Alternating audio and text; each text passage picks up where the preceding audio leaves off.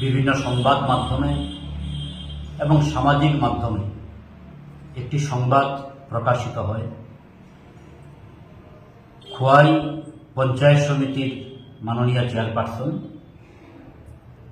বারোবিল এলাকায় ওনার যে নিজস্ব বাড়ি তৈরি হচ্ছে,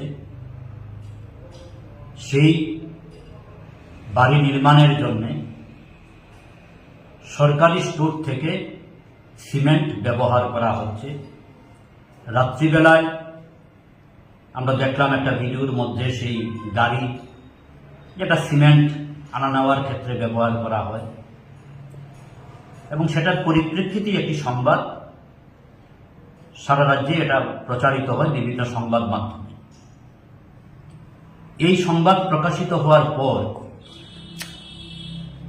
48 ঘন্টা সময় পেরিয়ে গেল।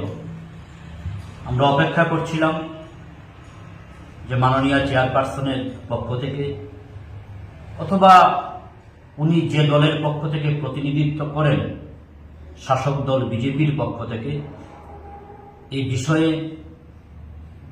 কোনো একটা প্রতিক্রিয়া আমরা পাব।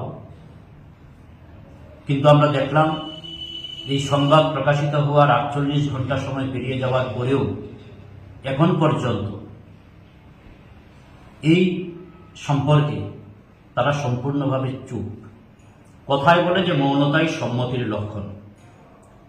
ফলে আমরা এটা নিশ্চিতভাবেই বলতে পারছি যে একটা বিরাট বড় ঘোটালা, এবং সেটা এক রাতের বিষয় না। তাহলে এটা ধরে নেওয়া যায় যে এটা দীর্ঘদিন যাবৎ চলছিল। এলাকার মানুষের মধ্যে অনেক দিন ধরে এই গুঞ্জন ছিল এবং আমরা দেখেছি একটা বিশাল বড় অট্টালিকা সেখানে নির্মাণ করা হচ্ছে। আমরা এই বিষয়ে দপ্তরের দৃষ্টি আকর্ষণ করছি। আশা করব অতি দ্রুত খোয়াই আরডি ব্লকের বিডিও বিষয়টা তদন্ত করবার জন্য প্রয়োজনীয় ব্যবস্থা গ্রহণ করবেন এবং শুধুমাত্র স্থানীয়ভাবে যারা আধিকারিকরা রয়েছেন জেলা কিংবা মহকুমা পর্যায়ে ওনারাই দেখবেন বিষয়টা, তাও না। আমরা তো মনে করি যে মাননীয় মুখ্যমন্ত্রী বিষয়টা দেখা দরকার। বিভিন্ন সময়েও আমরা শুনি বিভিন্ন সভা সমিতিতে উনি বিভিন্ন ধরনের কথা বলেন যে ওনার সরকারের কৃতিত্ব জাহির করতে গিয়ে। যদিও আমরা এটাও জানি যে গোটা রাজ্যেই দুর্নীতি আজকে একটা প্রাতিষ্ঠানিক রূপ পেয়েছে। সরকারের একজন মাননীয় মন্ত্রী বলছেন ওনারা বিভিন্ন সোর্স থেকে বিভিন্ন কিছু সংগ্রহ করে থাকেন।